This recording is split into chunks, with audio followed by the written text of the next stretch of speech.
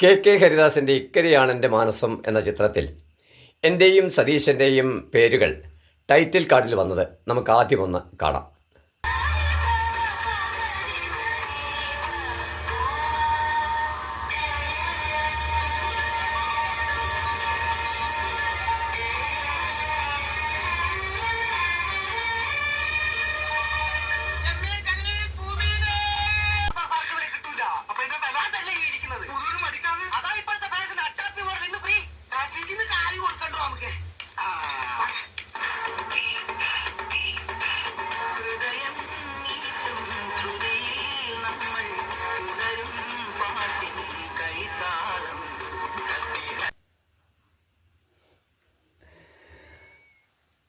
സതീശൻ്റെ production എക്സിക്യൂട്ടീവായി work ചെയ്യുന്ന തട്ടകം എന്ന സിനിമയുടെ ഷൂട്ടിംഗ് കാര്യങ്ങളൊക്കെ തീരുമാനിച്ച ഇടവേളയിലാണ് സതീശൻ ഷൊർണൂരിലെത്തുന്നത്.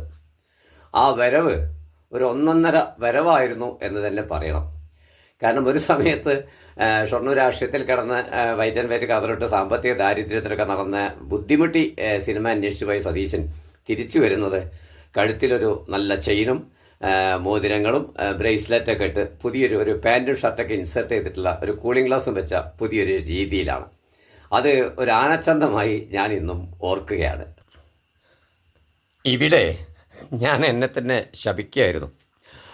അന്ന് സതീശനൊപ്പം ഈ തെരഞ്ഞെടുപ്പ് വട്ടിന് നിൽക്കാതെ സിനിമ വർക്ക് ചെയ്യാൻ പോയിരുന്നെങ്കിൽ എനിക്കും ഇതുപോലെ സ്വർണ്ണ ചെയിനും മോതിരമൊക്കെ ഇട്ട് പാൻറ്റ് ഷർട്ടൊക്കെ ഇൻസെർട്ട് ചെയ്തൊരു കൂളിംഗ് ഗ്ലാസ് വെച്ച് ഷൊർണൂരിൽ വന്നിറങ്ങാമായിരുന്നു എന്നുള്ള ആ ഒരു വല്ലാത്ത ചിന്തയൊക്കെ മതിച്ചത് ഈ സമയത്താണ്.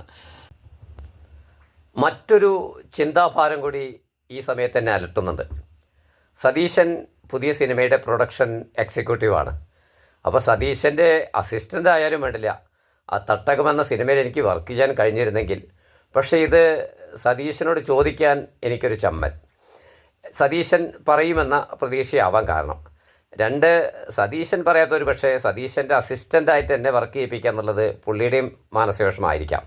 എന്തായാലും അങ്ങനെ ഒരു ചർച്ചയും വന്നില്ല. ഇങ്ങനെ അതിൻ്റേതായ രീതിയിൽ ഞാൻ മാനസികവിഷമത്തിലും സതീശൻ അടുത്ത സിനിമ കിട്ടിയ ഉന്മാദത്തിലും ഒക്കെ നടക്കുന്ന സമയത്താണ് അപ്രതീക്ഷിതമായി ശ്യാം ടൂറിസ്റ്റ് ഹോമിലെ മണി വിളിക്കുന്നതും അവിടെ ഇക്കരയാണെൻ്റെ മാനസം എന്ന പടം ചെയ്യുന്നതിന് വേണ്ടി കെ ഹരിദാസും വി സി അശോകും അടക്കമുള്ള സംഘം വന്നിട്ടുണ്ട്. അവർക്ക് പ്രദേശവാസികളായ ആരെങ്കിലുമൊക്കെ സഹായത്തിന് വേണമെന്ന് പറഞ്ഞിരുന്നു. ഒന്ന് നിങ്ങൾ വരുന്നെങ്കിൽ വരൂ എന്ന് പറഞ്ഞ് എന്നെയും സതീശനെയും വിളിക്കുന്നത്.